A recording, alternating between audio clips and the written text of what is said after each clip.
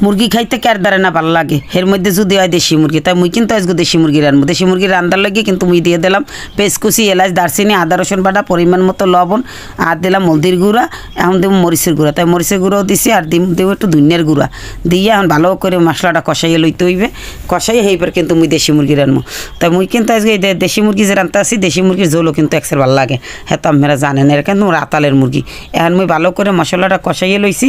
তাই এখন কষাইয়ে মাংসটা ভালো করে দিয়ে দিছি কষাইতেছি মাংসটাকে সুন্দর করে কষাইলো মাংসটা যেমন কষাম মাত্রই কিন্তু খাইতে বেশি ভালো লাগবে এখন মুই দিয়ে দিলাম কাঁচামরিচের ফালি আর এখন মাংসটা সুন্দর করে কষাই লইতেছি এককালে একসের গেরান বাইরেছে এখন মুই দিয়ে দিলাম গরম মশলা এটাই কিন্তু এলাচ দারচিনি জিরার গুঁড়া একলগে কইরা রাখছিলাম এইটা আমি দিয়ে দিছি দিয়ে আর মাংসটা ধান ভালো করে কষাইছি মোর মাংস কিন্তু হয়ে গেছে মুই এখন দিয়ে দিলাম পানি তা পানি দিয়ে দিছি এখন মাংসটা সেদ্ধ হওয়ার জন্য পানি দিছি আর মুরগিটা ডাকিয়ে দিব এই তো মোর মাংসটা হয়ে গেছে খাইতে কিন্তু